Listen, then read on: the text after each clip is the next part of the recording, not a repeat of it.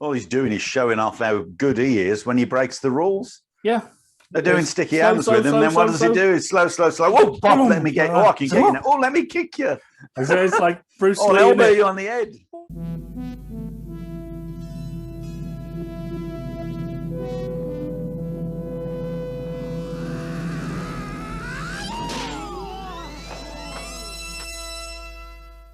You fight before?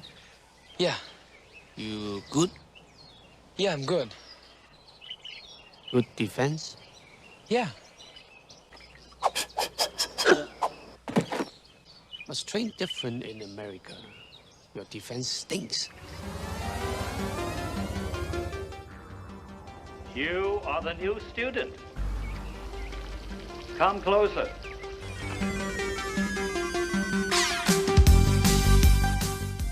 You're listening to the Kung Fu Podcast presented by James Still. I didn't think you had it in you. I'm your huckleberry. And Steve Newby. What I do have are a very particular set of skills. Skills I've acquired over a very long career.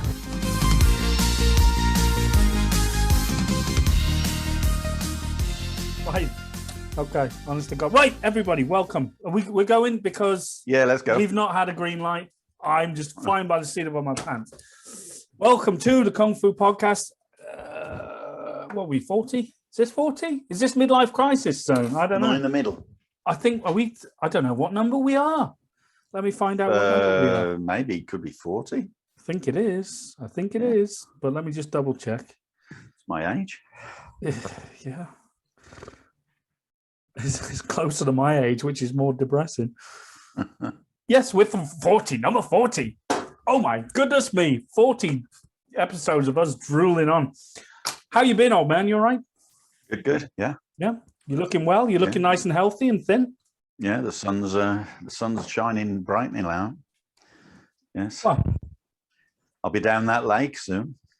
I'm sure you will, on your floaty rubber ring and your pina colada. We've got a big parrot. It genuinely is a parrot. It's a floating thing which you get about 8 people on. Yeah. The trouble is you stick it on the lake and you never see us again. Just blow away. It's 85 miles long, that lake. That's going to be a long paddle back. Why did you go for a parrot out of interest? Well, pirates and all that. I just thought. So basically what it is a huge ring, because in Penticton they have this river run every summer. Right. And you basically get on the river at a certain point in time and it takes 4 hours to float down and everybody just takes booze, although you're not supposed to drink in public. Sorry, so what did you say? It's a river run. Booze. You said booze. Booze, yeah. I thought you said poos. I was wondering what. I was like, what kind of what kind of sordid? Where's your mind? The sound went funny. I was like, anyway, yeah, all right. So yes, they sounds great. They take beverage. Right. Okay. And they just float around. And you just float down the river for 4 hours and get from one lake to the next. Oh, sounds slightly below. The one's slightly below the other, so it's a very slow running river. Mm. And everybody just goes on it with these huge, and everybody's there.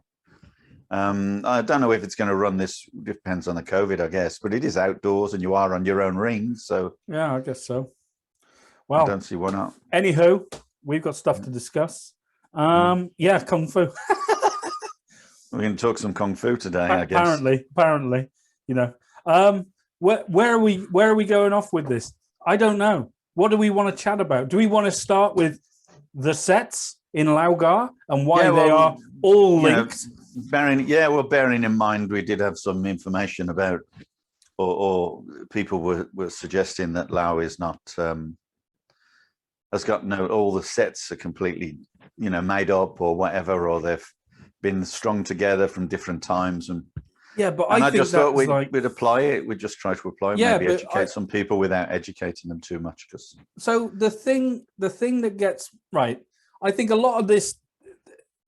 You look at Wing Chun, right? You look at Wing Chun as a style, and you say 3 sets in Wing Chun, empty hand, right? And you can clearly kind of see, oh, it's Wing Chun because you know, oh, the first one looks like the second one. The second one looks like the first one, and the third one looks like the second and the first. So you can look at Wing Chun and you can say it all looks very similar, can't you? Yeah, mainly because they're pretty short sets too. Right. In all fairness. But, you know, you look at Lau and just going on aesthetic alone, you know, the second set, obviously we know it's a continuation of the first set, but it looks different. It's changed. They're two standing practice sets. Yeah, right. Okay. So my point is, with one, with Wing Chun, you can clearly look at it and go, Wing Chun. But with Lau, you know, the sets do look different. They look different. Because there's more of them and they're split up. Right. So if you've got 3 sets, then you're going to do that set in one particular way, then you do the next set and so on. But with Lau, it's got 7 basic forms. So you could, if you wanted to, put the 2 together, then they would look very much like Wing Chun. Wouldn't they, the first and the second set? Or you could separate them and learn them separately because they have different connotations or different aspirations, shall I say, different methods of training. Yeah. So yeah, it's just that's the way it is, you know. I mean, you can say karate sets all look the same, but different. All sets look different. They've all different things in them, but they all end up doing the same thing. I think what we've got to suggest today really is to point out, if you like, and correct a few misconceptions, is that the sets are pretty much all the same. There's the only one that looks completely different is Chop Choi, because you get to a point, as you would in karate, where you start moving. Yeah, that's the third set. Yeah, you start putting your footwork in it, and if you put your footwork in it, you'll find lots and lots of different stances in it. And as you do it, why confuse it? You're working on one particular technique that's pretty hard to do. In reality, it'd be hard to do. It would take a lot of training. So the concentration is on that one particular move. All right. Well, just to elaborate for the listeners. Well, it's just on a Phoenix eye, if you want it, Phoenix fist, Phoenix, whatever people call them. Right. And it's in the first knuckle, and people say, well, how do you hold it? Well, basically your thumb is holding it because the thumb is preventing it from going in. Yeah. So all you're doing is it is a thrusting or twisting motion, and a lot of people call it it is chop. Chop just means to drill. Yeah. Right. It's like and Master Yao describes it as planting rice, in the field. Yeah. Stomp it into the mud. Yeah. Yeah. But of course, and then people see it in the set and they see that and they think, well, it's not. But of course, that is what's called an end or a dead punch. Yeah. Just the same as you wouldn't punch anyone like that. Right. You would punch them at that point and it would go through and through and through and then end up dead. Right. So if you're doing a chop choi, you would be hitting, in that sense. And at that point, you would be hitting it. Yeah. And then it would end up at the end. Okay. So it's like boom. So if you were to do it without ending, it wouldn't have any range. Yes. Yes. So you finish the range. Yes. Which that's why it ends up like that. Yeah. Well, you talked about that on a couple of podcasts back, didn't we? When we talked about the straight punch. Yeah, the straight punch. Why we're hitting at that point instead of letting it. Yeah, you don't think you'll ever punch anyone like that. Not in a real range. Unless it's like a long range punch where you can really just reach them to prevent them reaching you. So if you've got a longer reach, then you probably would use that more. But if you was a much shorter person, you would more likely use it like that. Hence the reason, this is more popular in Chinese martial arts than this is. Because the emphasis is on closing the gap. The emphasis is on very close quarters, yeah. Right. But that's not to say, and I mean, the emphasis is on close quarters, but it doesn't mean you have to fight at close quarters. No, you have a close quarters, you have a mid range, and you have long range. Right. Well, of course, if you're a long person, you do a punch like that. Your kick is exactly the same length. If you did a punch like so with your shoulder as well, and you stick your foot out flat with a flat foot like a kick, you will find that they're the same range. Yeah, they're the same range. If you're standing up. Oh. The way that you can make your punch longer, of course, is to lean forward, which means you give them your target. But with a kick, of course, the benefit is you lean backwards as you kick. and the kick is longer. Are you? No, we've got in trouble before about saying specifics. When you say it's exactly the same range.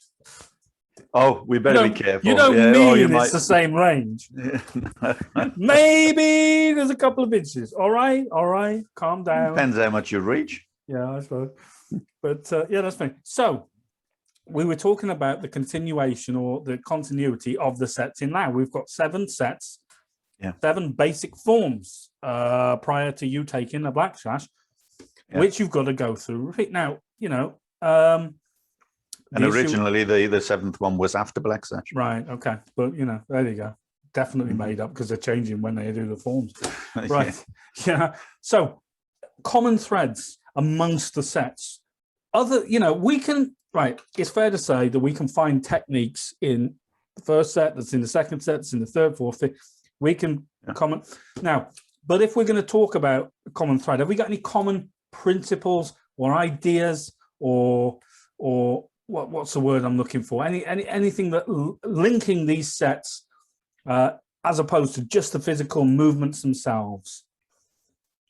Well, that's hard to say. It's just, I mean, they are pretty much the same things. The only difference is you're using the same movement, right, for a different reason, maybe in a different angle, maybe a different height, maybe a different range. Right. All you're doing is applying pretty much the same technique. And yes, there are going to be more techniques added as you go, because obviously you advance. And then it's up to you to try to find those things in it. But many of them have good examples of, this block is used in every single, pretty much every set. But you'll do it like that with the sharp choy. Right. It's the same thing. Well, it's still the wrist, isn't it? Yeah. It's utilizing the same thing. Remember, we talked this morning in your training that basically, as far as techniques are concerned, it's like having the larger A, and then that A is then apparent in every kind of word that uses the letter A. But the A is in different areas, different places for different reasons. Yeah. Spells different words. So it's like, there it is. There's the initial movement. Oh, let's call that the move of the set. Yeah. But then when you apply it, it's not going to look the same. No. And at the same time, of course, you do it big when you're learning initially. Yeah. And then it'll be a very small movement. But of course, you may do it very big, and then you're going to do it, a bit smaller, then you're going to do a bit smaller, then you're going to do it very small. And eventually, it won't look the same. It'll just be just a quick movement. Yeah. And then, but for that reason, and even just that reason alone, it's going to be used differently. Yeah. It's got to be utilized. So it's one move that is utilized. When you look through the sets, you will see that one move being utilized in different ways. And of course, in the later sets, you're doing it with a secondary move as well. Yeah. So that first move looks like that, and they go, well, that's not the same as that. Well, bloody course it is. Careful, old man. You're getting controversial now. You're getting controversial. Yeah. No, it is. What was I going to say? I was going to say something really interesting, but it's just gone out of my mind. That would make a change. It would, wouldn't it? Oh God. We were talking about, the size of the movement is, obviously you're talking about when you start learning, it's going to be, a big movement. And with the intention is you're trying to eliminate I say unnecessary movement, but my point is going to be sometimes the situation may call you to use a bigger technique as opposed to a smaller one. So even though you're saying that, we're trying to reduce, the smaller the move, the faster the fight, but, that's situation dependent, right? Yeah, it's totally dependent. If someone grabs your shoulder and you swing your arm all the way around, your whole weight around, right, and you bring it up like a big uppercut or something. Yeah, right. You're using a very big motion, but you're using it for a reason. Right. So it looks kung fu-y. Yes. Yeah, yes, but of course it has a use. But then if someone grabs your wrist and you do the same thing, it looks totally different. Right. But it's the same move. It's the same move. Yeah. Now let's just, for the sake of other people listening, obviously we're coming in from the Lao Gar perspective, but with all due respect, we are just talking about martial science right now. So irrespective of what kung fu style you do, you could take the same ideas and principles and apply it to sort of Sunim Tao and Wing Chun, or Yeah. you know, Hung Gar or Choi Li Foot or whatever. The point is, you see a lot of kung fu emotions, but in some styles they're going to emphasize bigger movements. Choi Li Foot. In other styles, they're going to emphasize smaller movements. Wing Chun. You know.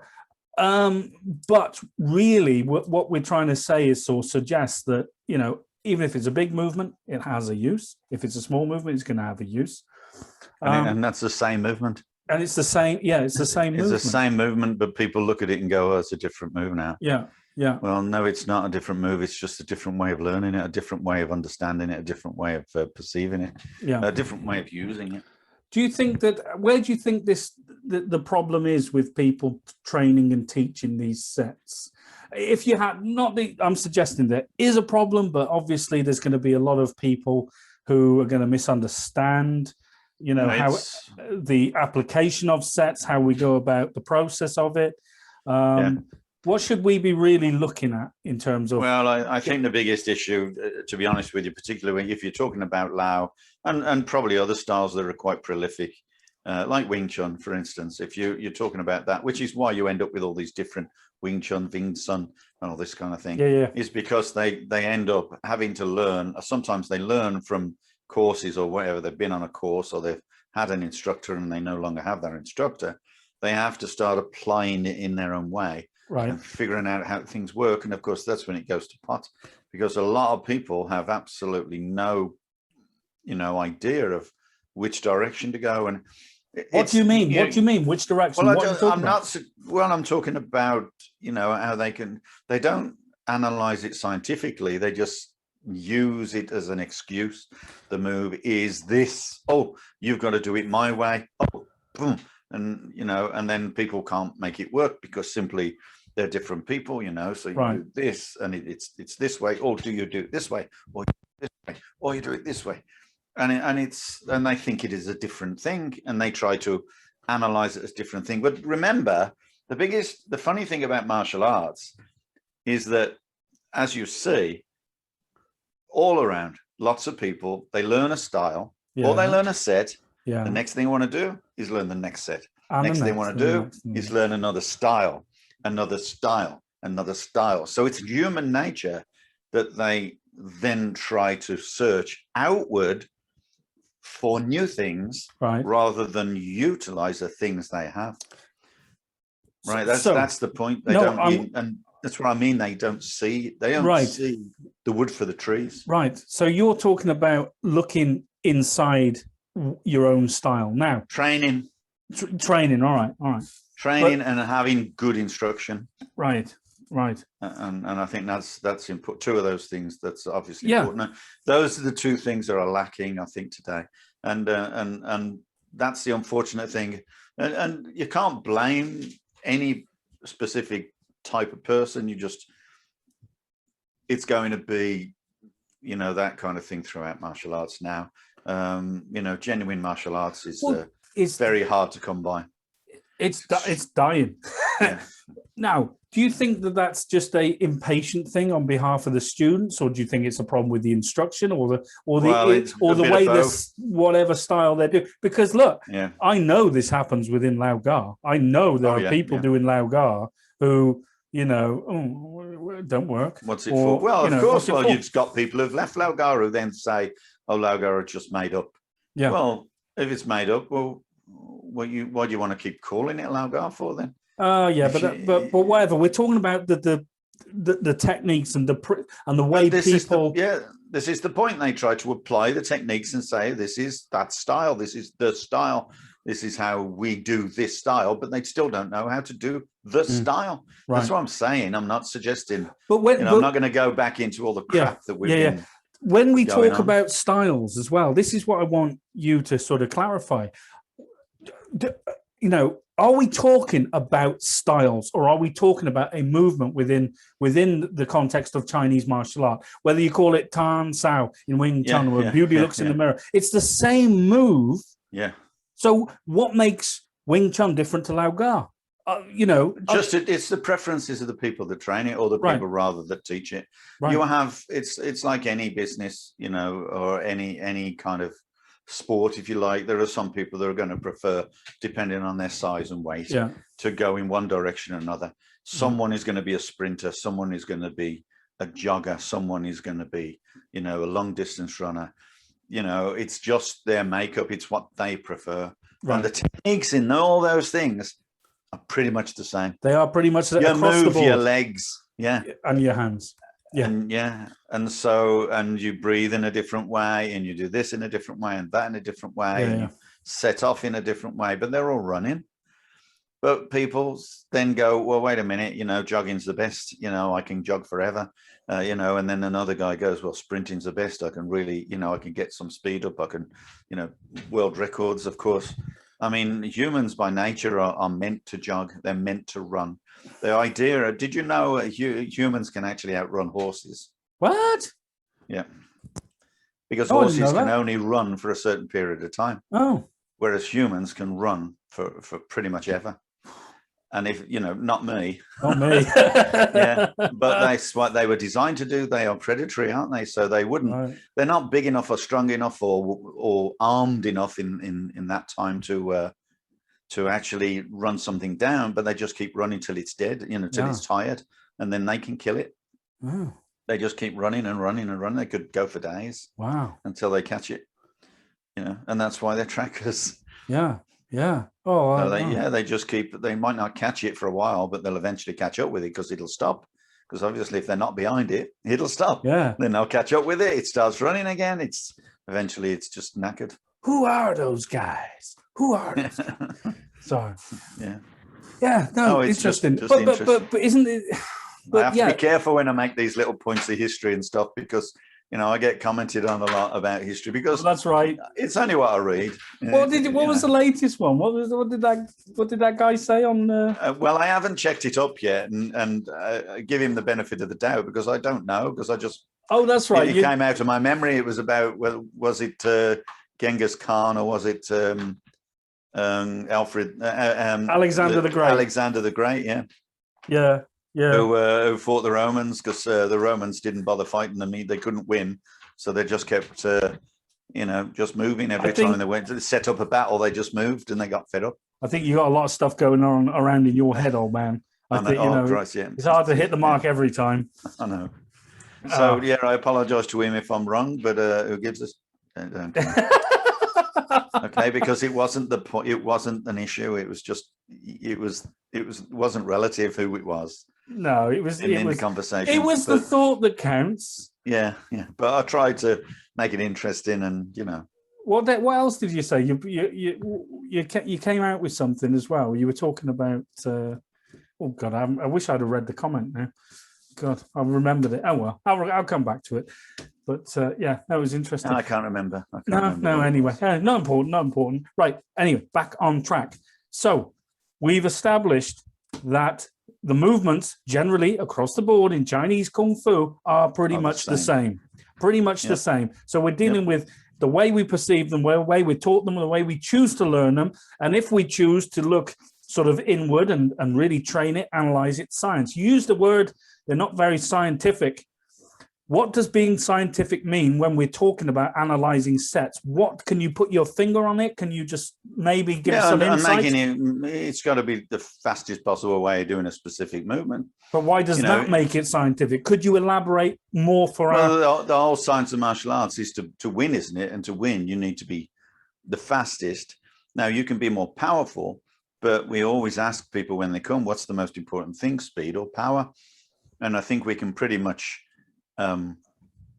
suggest that it might be speed simply because of the fact that not everybody is a huge, big, fat guy, you know, who's capable of, you know, massive energy. And if he can, you know, beat everybody, then, you know, those kind of guys dominate. Well, there are a lot of small people who can actually perform some extremely good techniques. You talked about earlier, I think before we were talking on this, you were talking about, you know, big guys making, you know, big techniques and all this kind of thing. And, you know, like MMA fighting and that sort of thing. You're saying, what do they?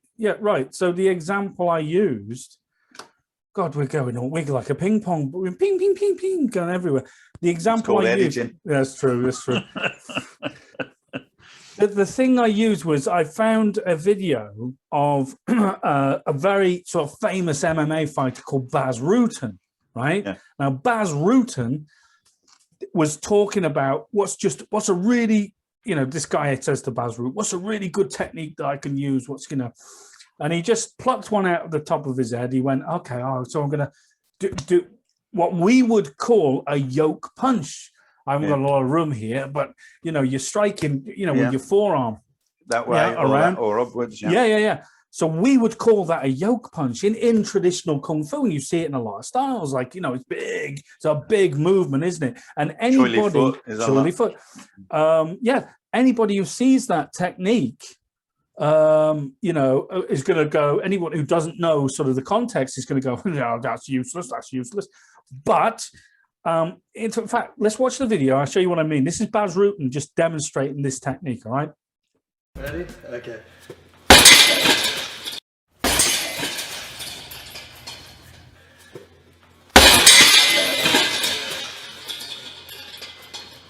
As you can see, I would like to have somebody kick here and see if you can move that bag the same amount. Go for it. I'll try. It's hard because it's on the floor as well. But you literally lift somebody. You can put your whole body weight in there. See what I mean? Point made. So there he you was are, using. So someone's using a traditional technique, right? But as if they've reinvented it, or if they're inventing it. Right. Now, I'm saying, look how good this is. Yeah, but now everybody has gone, and I love Baz Rutten. I really like him. He's a great, funny guy. But everyone's now gone. Oh, that's a legitimate technique now. That's legitimate because Baz Rutten used it. And Baz Rutten has had so many blah, blah, blah. But he didn't invent the technique. He's just saying, it's kind of nor has he claimed, nor has he claimed to. That's to be fair.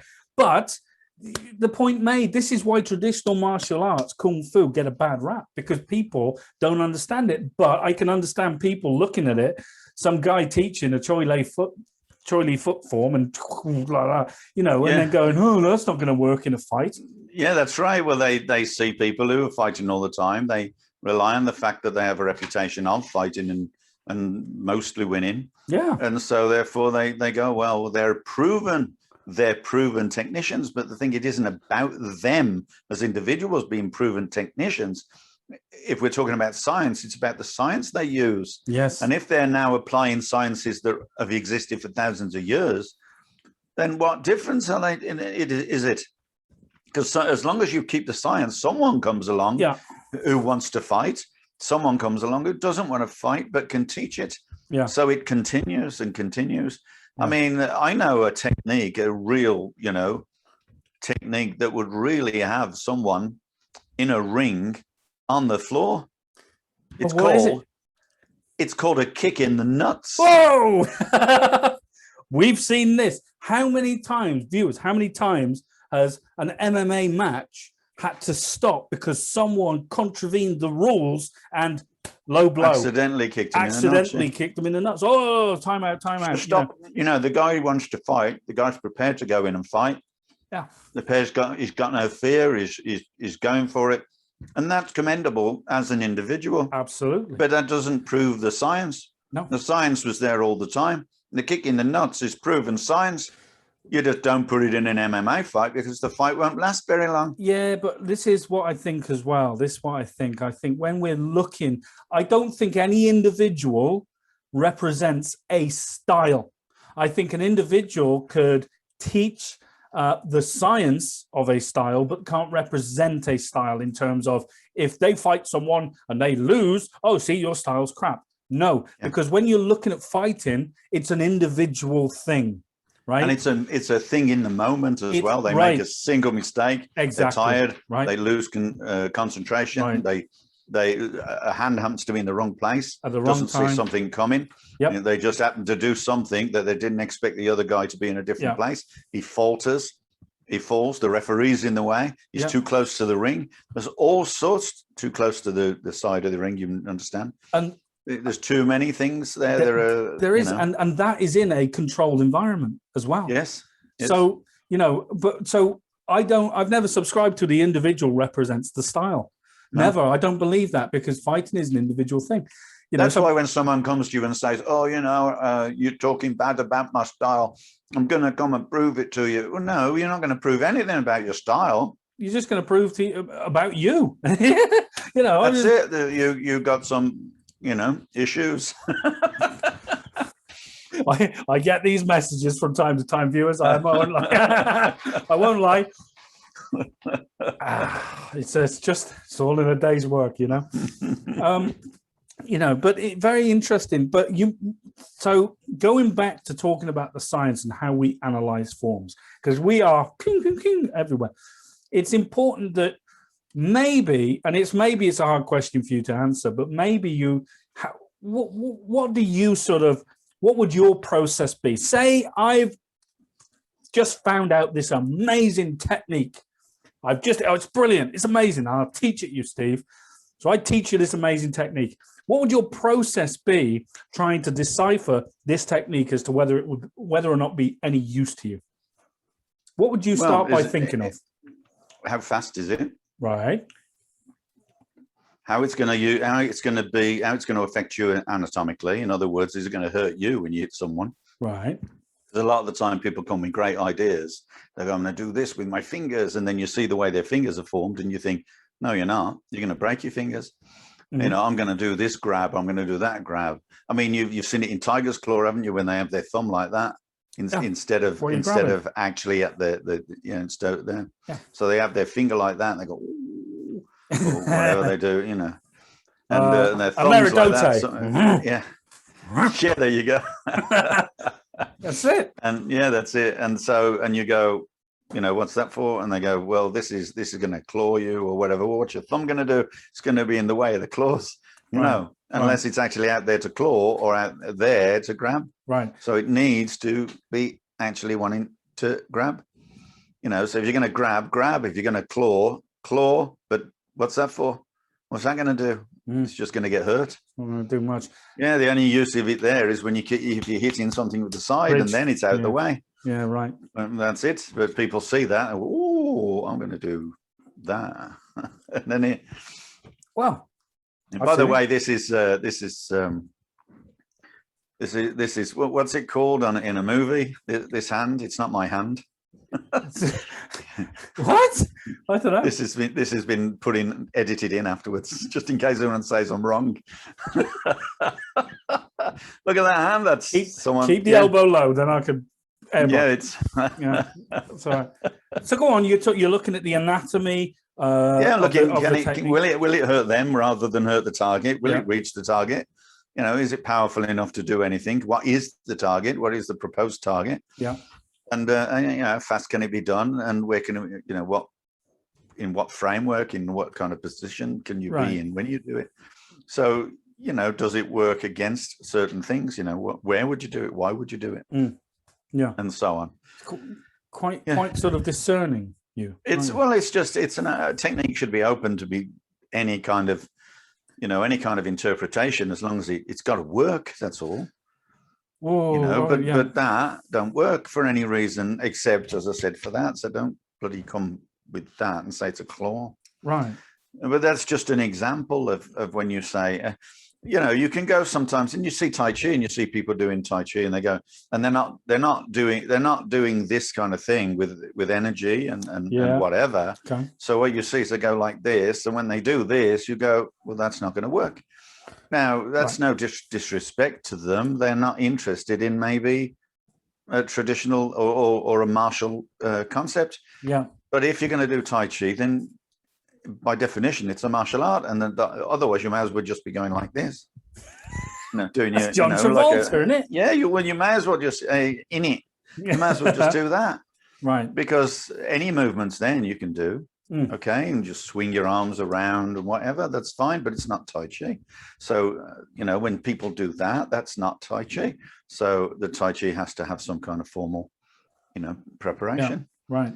And it's a power development. It's a discerning guy, right?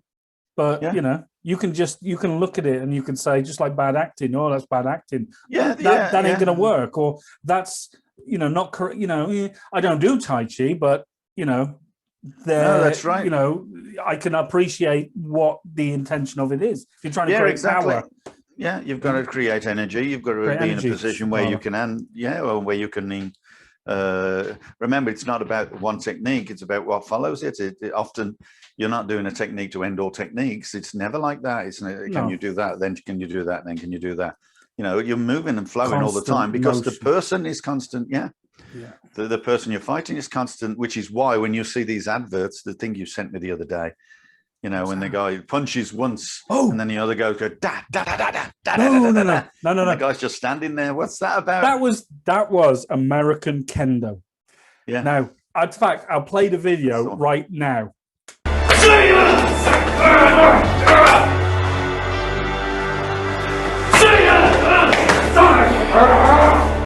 Right, so there you go. So that was American Kempo. Now, I've got a question. How much fluff was on that guy's shoulder that he required him to just do all this? I don't know. But that's not changed since the bloody 1960s, 70s, I'm sure of it. I've seen old videos of like Benny Ukides doing Kempo, doing exactly the same stuff.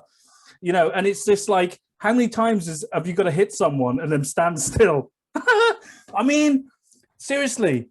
But you see, for me, I look at that and I go, right, okay, I see what you're trying to do. You're trying to create combinations and trying to think about the flow of your techniques, but you're only thinking about the flow of your techniques. You're not. They're not thinking of the responses or the consequences of their techniques. No. If you punch someone in the face you plan on hurting them, then their head's going to go back or it's going to go to the side or whatever. Right. And if it does, well, you're going to be, you know, then countering it in a different direction completely.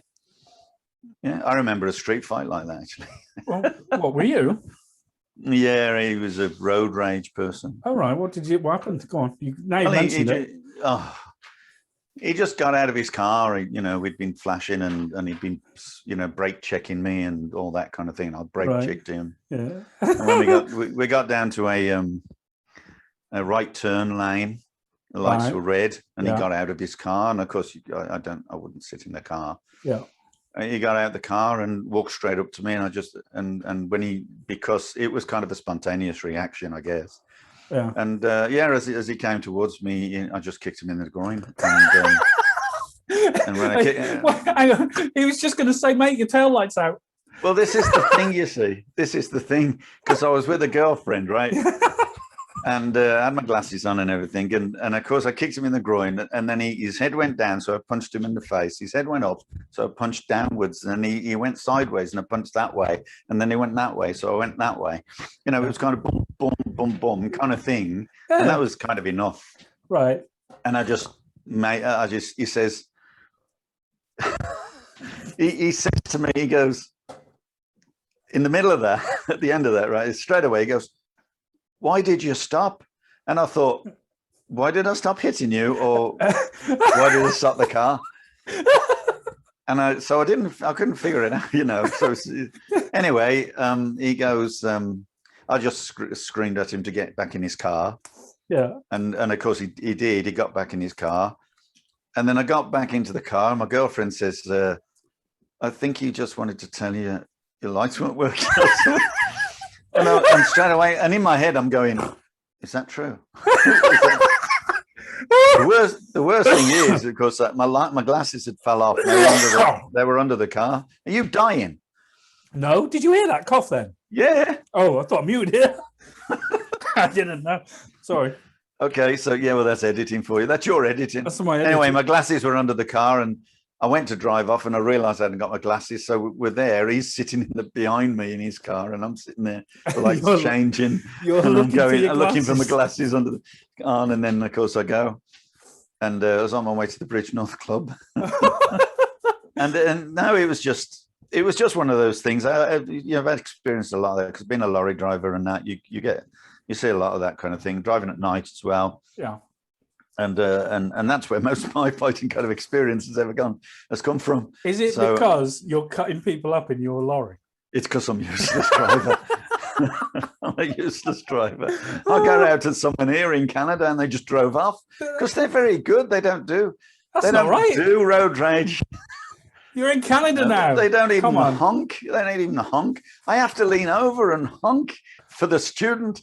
But of course, I can't do that because it just embarrasses the student. Oh, But I have been passed with me finger up a couple of times, but no, I'm a terrible, terrible driver. and yet When you I'm on my own. instruct driving. I know. Oh, that's Yeah, I know. It's but there was a point. The to thing this. is, there was a point.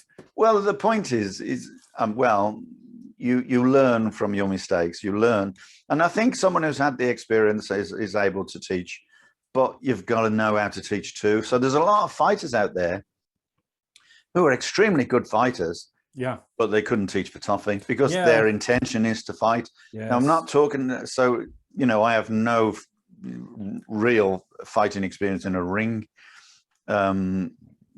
Just semi-contact competitions and like continuous competitions and stuff like that, but no real.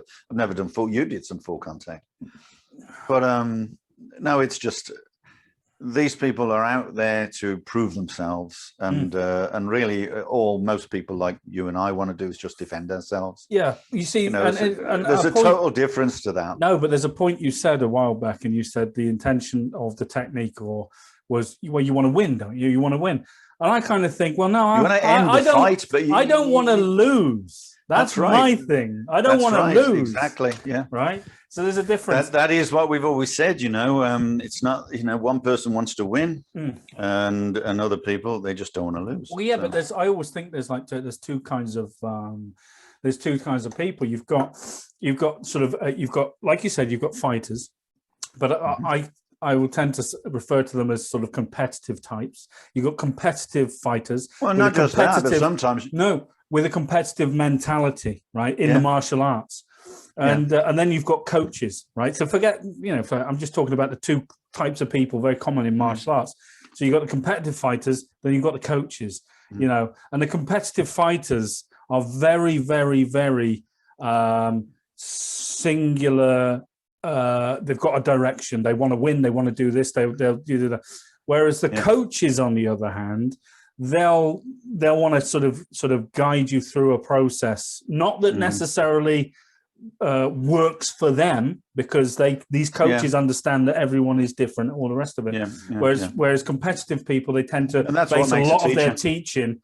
Yeah, competitive people tend to base a lot of what they're teaching on their own experience, version, which sometimes is no use to anyone else. Right, it isn't, because it may be something that works for them. Yeah, because they might be really, really flexible and be able to kick someone in the head. Or, in fact, what you'll find is someone who does a lot of fighting will find someone who becomes a good fighter, and they will warm to them far more than anyone who struggles. So yes, you'll find that this person then becomes like a mini-me of them. Yes. And starts to do similar kind of techniques. And of course, they take them everywhere. They coach them. They see them as potential winners. Yeah. And that's all they want to do is coach them. The rest of the class is just financing it. Yeah, sure. And that's the sad thing about, fighter coaches, if you like. But not all fighter coaches are like that. Of course, some people do it because they like the sport and they'll get into it and they're willing. You've also got people, of course, who are not great coaches and not particularly great fighters, but they've got this spirit that they just won't be beat. They'll just do everything they can. Yeah. They'll go absolutely crazy. Mongo. If you like. Mongo? Yeah, that's it. If you like. Yeah. No, I'm with you. I'm with you. Interesting. Can we just shift it back on to linking the sets? Okay, so... we've kind of established, you've given some criteria for what you're going to look at if you're trying to analyze the sets, analyze a technique from whatever style or system it is. When we look at the Laugar sets, then most commonly people are going to say, well, all the sets look on the surface aesthetically different. First set is done in a horse riding stance. Second set, you're up high, stood in a sheep shearing stance. The third set, it includes movement, shuffles, dropping, kneeling down. The fourth set, you're jumping up and you're kneeling down, you're punching, you're doing all these and elaborate cross-legged things. All right, and the fifth set, my God, the fifth set, it goes really slow. It's like Tai Chi, and the sixth set, again, a plethora of moves. The seventh set, again, big exaggerated motion. Right. Okay. So what is it? So when you've got, people who turn around and say, "Oh, Lao Guard's made up. Look at all the sets; they're different." I can't help but think that they are stunted in their growth of understanding martial art just because of the perception they have. But so can we just make a point as to why sets look different? Perhaps you've already made this point, and perhaps I'm going over old ground. But just let's be clear.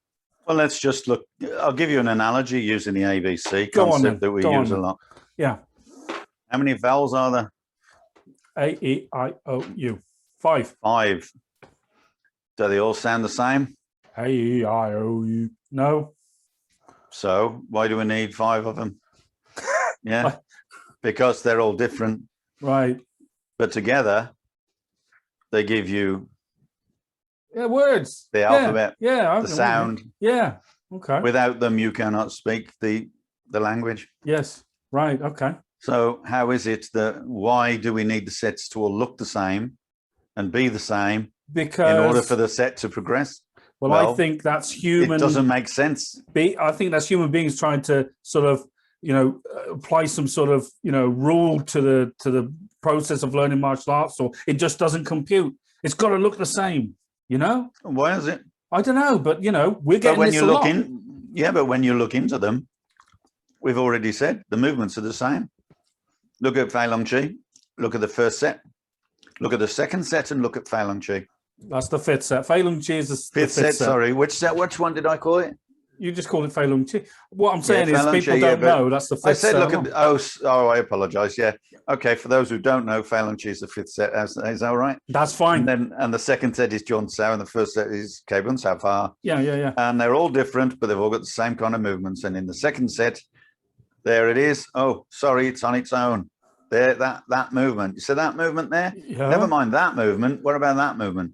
And then when you look at it in Fei Long Chi, oh, boom. Oh, look, the next movement, exactly the bloody same. Right. And then they're telling me it's not the same set. No, it's the same move, or rather the same, style. So why do you think they're getting confused? Because they're not bloody training. Is it right? Okay. Right. Because they're not digesting it. Right. They're looking elsewhere. They're always going into some other style. They're always going to, and it's not necessarily their fault as long as they're training. If they are training, they're not interpreting it, possibly because they haven't got a teacher who can interpret it. Right. Maybe it's because they're too far away from teachers who can interpret it. Right. So, maybe they have to travel in order to get training. Maybe, there's all sorts of reasons why people can't understand a style. And that's why, if you look at the music industry, how many of those people can you call artists? Some of them just do their own thing. Some of them can't sing for toffee. Some of them can't play for toffee, but they call themselves musicians. Doesn't make them musicians. And then there are people who make an awful lot of money from being good or being bad. They're not necessarily good musicians. They just happen to be vogue at the time. And then you take a look at people right in the dregs of society who are fantastic guitarists, fantastic singers, but they've never progressed because they've never had that opportunity. So the world of martial arts is exactly the same. It's just the same. There are some very skillful people out there who have never been noticed. And then there are people who are less skillful. When they look at an association and the association goes, oh, you're so powerful. So you've got a big name. You've got a big following. I'm going to make you a high grade in our association. There you go. There's an award. And now they have to recognize that association. By definition, the association then say, oh, this guy is an 8th Dan. Are we talking about someone specific here, or we had that argument, we had that discussion on online with someone once. But I'm just making the point that grades are not the issue, right? It's in because some people. Well, I'll give you an example, right? And Mastiau won't mind me saying this, but in 1991, when I was at the World Championships, Mastiau was called up on the stage and awarded a 10th Dan. What? In kickboxing. In kickboxing? Yeah. Has he ever done kickboxing? No, he wasn't even bothered about it. But the point is, you see, what does it make the association. Then well, it by makes this- association. by association. Yes, by association. Right. They give out the certificate, and now by association, that association has top guys in it, I tell you what. I'm and always that's how wary. it works. I'm always Yeah. wary of people when they get to sort of 8. When they come 9th, back and they 10th. and going, their 10th dance, and they Oh, what? and then of course they start their own associations and make, oh wait a minute, everyone's getting up now, I think I'm going to start grading myself. I wonder if I've got any mates who can, you know, verify that, who can say, oh yeah, I know this. If I say they're good and they say I'm good, then you know we're Pat good. you on the back. Pat you on the back. Yeah, Yeah. and that's the problem with Ah, grades. Are we so- are we talking about politics in martial arts? Surely not. Surely not. Something Those as are the pure, very people. something those as are the- pure as martial arts has no Those politics. are the very people who say no politics, join our organization, no politics, we don't interfere with your gradings, we Yeah. don't do this. And then you get to a certain stage and you look around and wait a minute, he's just giving himself a 9th dan. Yeah. Why is but he then- giving himself a 9th dan? Oh, because he's grading everybody and they're getting a bit high, so I think it's time to get one. They're the same people who own sort of have a licensing, company as well. You know, Yeah. they start up their own licensing company because we don't like politics. No, it's not politics. You No, know, it's just yeah, money. Just money now. Yeah. Okay. Yeah. Fair enough. And that's where martial arts is gone, I'm afraid. Oh, So it's people are either going to learn martial arts and be martial artists, or they're just going to be entrepreneurs. And there are some good martial artists who are entrepreneurs, but there are some very good martial artists who have absolutely no interest in entrepreneurial ideas. Unfortunately, though, we do have to sort of concede that, you know, in order to promote and help salvage what you've got, you do have to sort of You have to have an entrepreneurial attitude. tendency. Yeah. Yeah. Yes, that's absolutely true, and that's why it's dying, because unfortunately a lot of people, good people, are just not entrepreneurial, and it is a shame. So if they lead like that, they're going to lose people who are. Yeah. And associations die because of that. Mm-hmm. Mm-hmm. And you end up with all this, I'll make it up as I go along now. Yeah, well, and because they've got more money than their instructor, they tend to think that they can now say what they want, do what they want. Right. Yeah. It happens all the time. Well, we know from personal experience. Uh-huh. But no, interesting. Would you like to see a real dodgy training video of a Wing Chun guy? Yeah, go ahead. Right. And Look at this, and you tell me. Look at this, and you tell me what's wrong with it. Mm-hmm.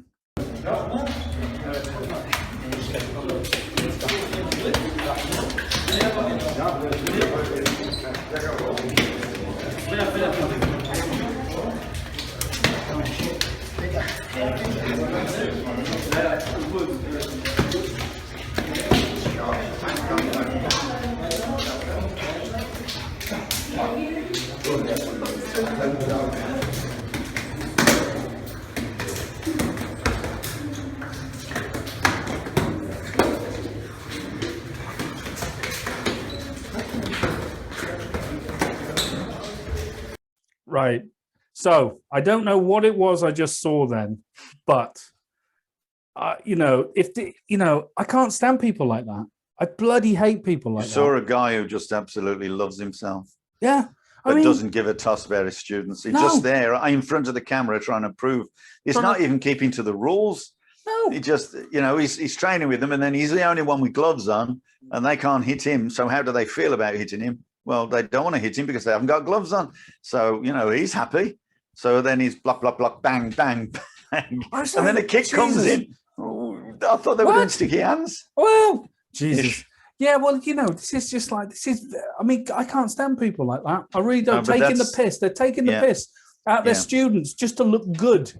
Yeah. Just to look good. And I don't know. He's not doing it for his students. He's one of those doing it just to be important and maybe, a few quid on the side.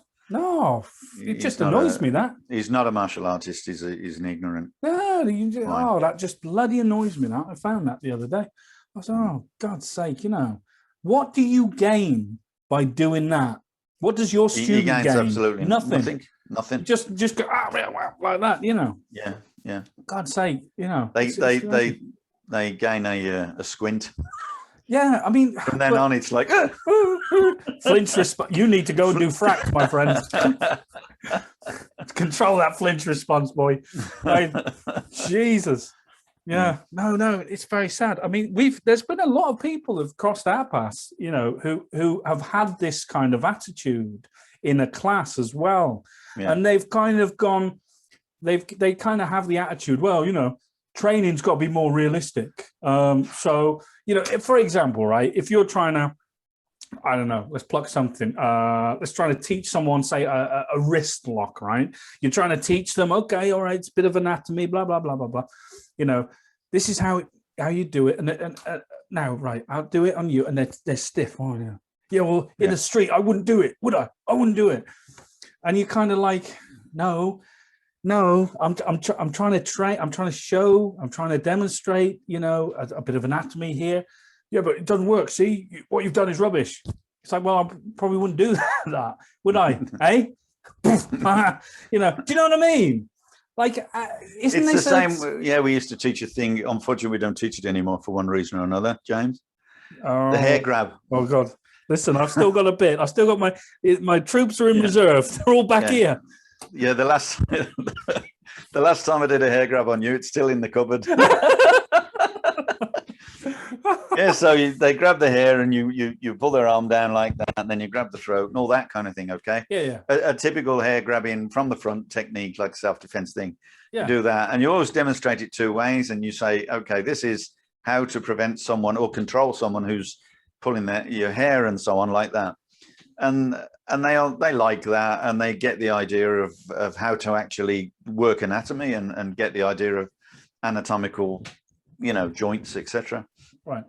But I always say a thing. Okay, so basically, you could if you wanted to. Okay, so I get someone to grab the hair. They go to grab my hair, and I just go boom and just punch them in the ribs, and I don't hurt them. But you know, I mean, some people like to. Yeah. And but the point is, you just stick a knuckle in the ribs, and of course they can't grab the hair anymore. Right. So if they go to grab your hair, boom, you're going to hit them. That's the end of it. Yeah. As far as that part of the situation is concerned. Yeah. Rather than do the whole thing where you grab the hair, you put your head down, you pull their elbow in, you push forward. Yeah. Their hand then becomes kind of stuck like so, and then you're taking their throat and taking them to the ground. You know, whatever. Now, martial arts teaches the whole vocabulary. You've got to learn everything. Then the simplistic things, they're obviously easier. You can't speak slang without knowing proper English. Yeah, exactly. So I think that's a really good example. So you know, but this is one of the things that I think a lot of people are going to pick up on traditional martial arts. Well, why'd you do that? It's not going to work. It's not going to work. You know, you could. Yeah, and then they reinvented a bit later on. Yeah, with a yoke punch. Yeah. No, but well, we're talking about that hair grab and stuff like that. And then if you want to interpret that into jiu-jitsu, what do? They're on the floor, rolling around, getting them grabbing, pulling them down, getting them to a different position. You know, and then are they going to say, "Oh, that's not going to work. That's not going to work"? Well, what if you did this? What if you did that? Well, there's lots of ways out of everything, isn't there? Yeah. It all depends on whether the person knows it or not, whether he's strong enough or not, or whether he's fit enough or not. Yeah. So it's in the end, it's an individual personal thing. Yeah. So it is a very difficult, situation to try to envisage, if you like. I don't know. No, it is. It's hard. It's hard to present traditional martial arts in a modern context, you know. Yeah, and we have to wait for people who don't do martial arts to present it. And say, oh, look, I've just invented this. Yeah. Or this is a good idea. Because it all comes around. And then when they do that, you go, yeah. And then you go, oh, yeah, well, that's a great idea. It's only been around for 2,000 years. Well, that's it. You know, you'd think that during the 2,000 years that, you know, maybe someone somewhere would have, I've used it. But no, I've invented it. You know, Jesus Christ. Oh, UFC has reinvented fighting since 1993. Okay. They still get kicked in the nuts and collapse. Well, this is, and it's like, but it's the name, isn't it? It's ultimate. So, it's not that. Listen, I'll be frank with you. As a sport, I'm not the greatest fan of UFC, but I'll quite happily watch it and I'll take it for what it is. It's a sport, but that's all it is. It's a sport. You know, and I think, but it's we have to be honest, right? How many traditional martial art people, you know, go, well, this isn't designed for use in the tournament or in the ring. It's too deadly, and that's when you know they're full of shit. Yeah. Because but on one hand, it may not be suitable for use in a ring, not because it's too deadly, but because they haven't trained. Exactly. That's for the point. ring. It's got nothing to do with the techniques at all. No. It's got to do with how much training you've done for the ring. And someone who wants to participate in a ring fight, in example, a UFC fight, someone who wants to do that will obviously, put themselves out in order to practice. But they may not practice enough, and they may well lose. But they've got the gall, they've got the guts, they've got the vinegar to do it. Yeah, right. But if they, so what if they don't? But what if they're in a bar one day and someone surrounds them, or someone takes them outside or threatens them? How are they going to react then? That's down to an individual, you see. And that doesn't make any difference whether he knows martial arts or not. He's got a better chance of winning if he understands, but otherwise, no. Yeah. So, that's the kind of person I want to see. The person in the bar. Right. I like to watch Scott Atkins in the bar fights in the movies. I like to watch Jason Statham in the bar in movies. I love that kind of fighting. Love it.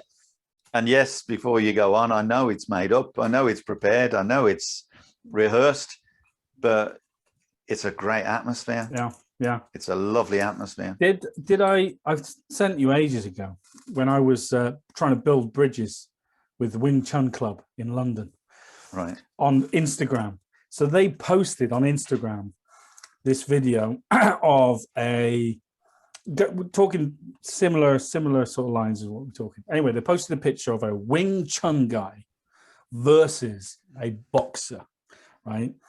And I think the Wing Chun guy had sort of claimed that, nothing can beat the straight punch. Nothing can beat the straight punch. And of course, boxers being boxer, right? Okay, we'll have a little contest. And what did the Wing Chun guy agree to do? Fight a boxer in a boxing ring, right? So he did. Right? As it pop, pop, pop, pop, like that, right? Like Ip Man, right? Anyway, so it was London Wing Chun who posted this video, and the guy who does it is quite a nice guy, actually. He's quite good, does some good videos. But he just posted a video, kind of condemning this Wing Chun guy a bit, saying, why would you do it? What's your thoughts? And I replied. I said, I don't normally reply, but I said this, and let's see if we can make some sense of it. I said this fight has got nothing to do with proving whether or not the Wing Chun fighting science works. I said, it's been around for a long time, so it's safe to say it does. But more to do with the hubris of the Wing Chun practitioner who actually thinks he is prepared to fight on the same terms as a boxer. You talk about distance, timing, and footwork, etc., because the guy mentioned, it was his distance, time, and footwork, right? You talk about distance, time, footwork, etc. And yes, you're 100% right, but you missed out stealth and cunning. Wing Chun, like most traditional arts, works as a response, not as a contest. Not knowing what the other guy not knowing the other guy can defend himself does have its advantages. If you're fighting within a set of rules, for example, boxing or MMA, then you are already in the fight. And the person who trains, with those rules at the forefront has the advantage. Why did the Wing Chun guy agree to the contest, knowing he had not trained for it? Why did he not use kicks? Why stand in a fighting stance? Why wear gloves? Etc., etc. If you're going to accept somebody else's rules, then bloody well train for it. Sadly, this outcome is nothing new, but I fear too many Donnie Yen movies and not enough training is to blame. And that's my response. I've seen people doing Tai Chi who've made a claim and answered a claim to a guy who's a kickboxer or whatever, and said Tai Chi is better, and then they've gone and stuck a pair of gloves on. Well, they've stuck themselves straight away, isn't it? Yes. That's like putting gloves on a cat. Don't knock cat style kung fu.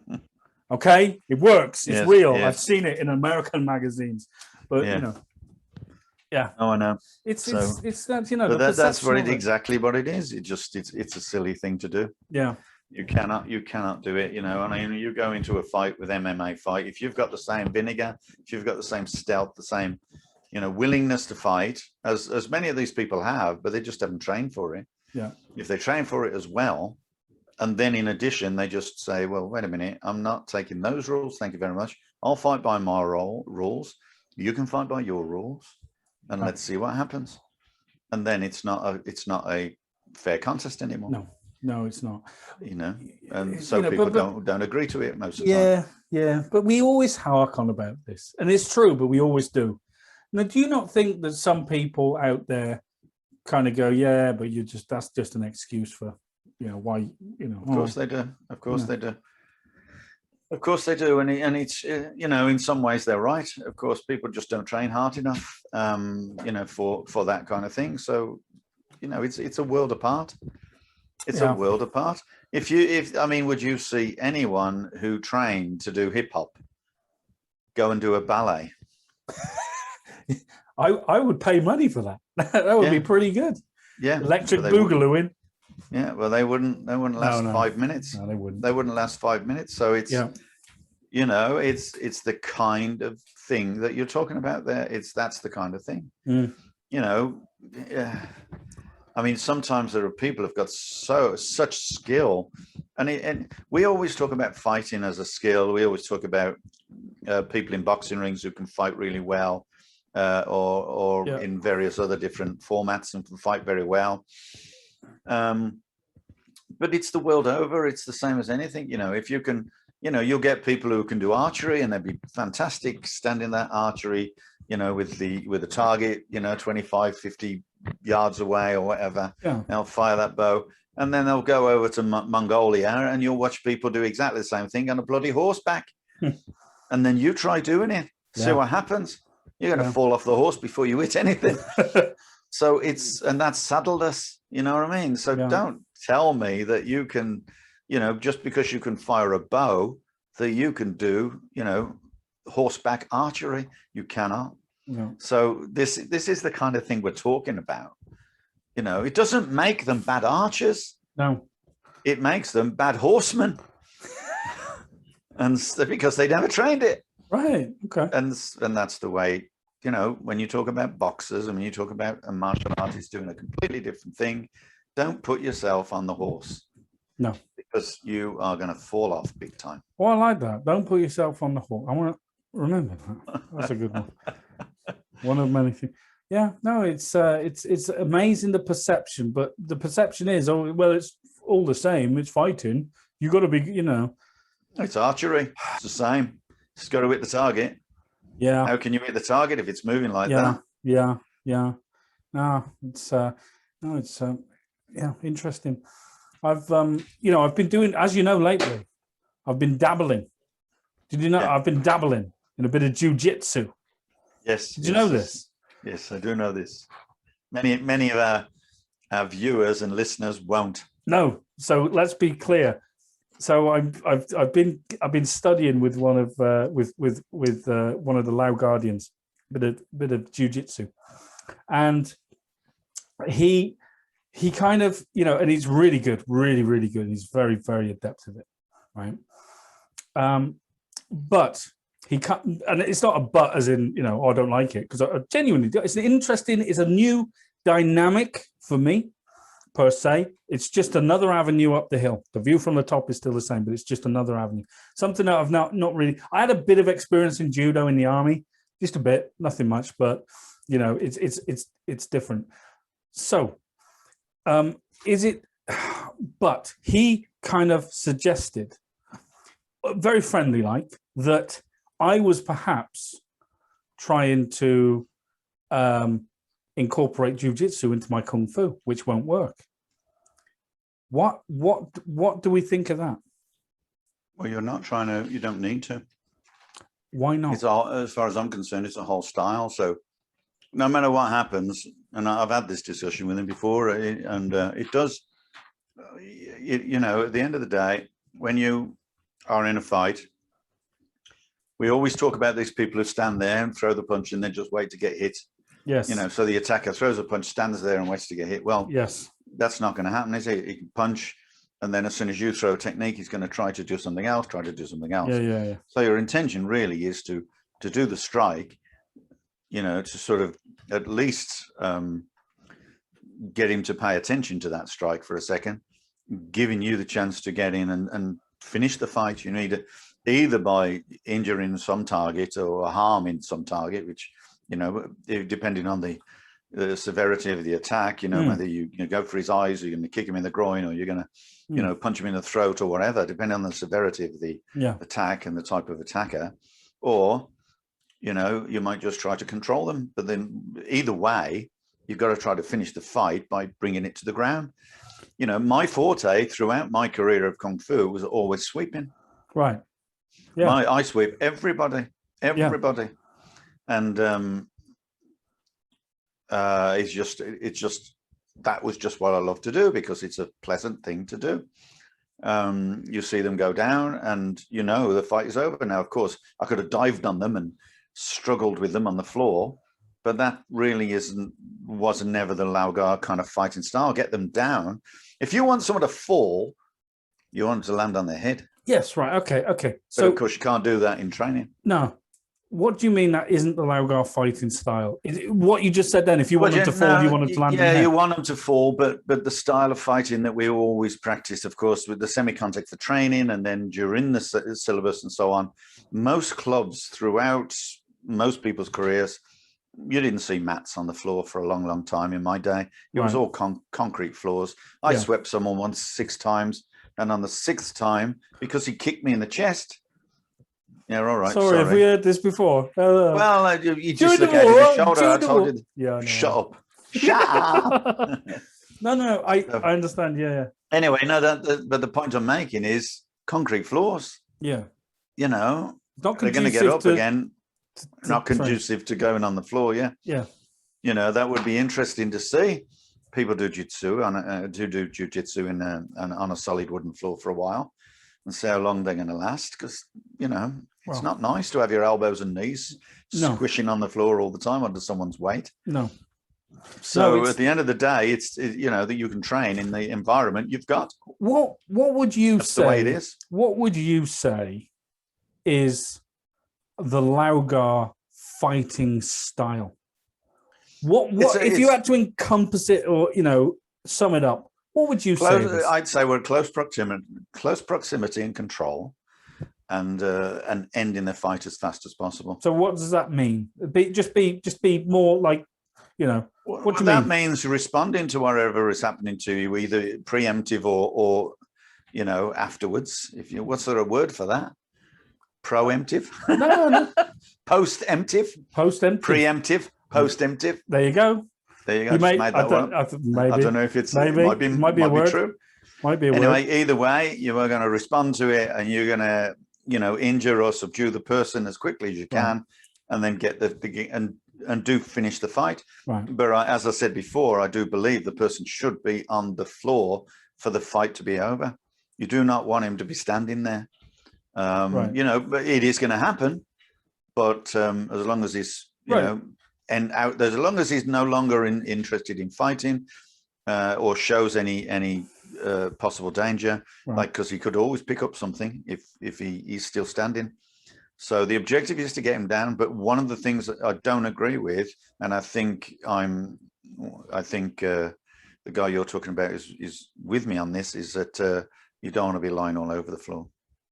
You know, you don't want to be wrestling on the floor, because if you're going to fight someone in the street, first of all, he's not always going to be alone. No. You're going to be on the floor with him. People are going to turn up. Yeah. And that's never a good place to be. No. Right. I said to you, what is the Laugar fighting sort of style? How do you define it? That's how I see it. That's how I see it. Well, I got another question for you. What is a fighting style? What is it in general terms? If you're fighting someone, forget the styles now. Forget what it's called. The objective is to reduce the interest of fighting by the opponent. You've got to reduce his interest to participate. That's it. And that is an escalation of violence, because it might just be you shouting F off in his face and looking mean and ugly, and he backs down. Right. Exactly. But you've got to be prepared to escalate. And you've got to have the skills to follow it up. Right. Yeah. Not just the belief. No.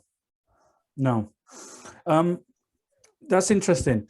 Talking about, so since I am sort of dabbling in the Jiu Jitsu world, I will say this about Jiu Jitsu. It's a different realm on the floor when you cannot strike per se, but people will argue that Jiu Jitsu is basically an escalation of pins on the floor, which lead to positions, which lead to submissions, but all within the context of putting you in a position whereby you can strike them effectively on the floor. However, in jiu-jitsu, the strikes are seldom trained. Okay, yeah, because they're not part of the sport. Right, because they're not part of the sport. Now, when you take jiu-jitsu into the realm of MMA, mixed martial arts, now you've got a different animal, because now the people are striking you on the floor.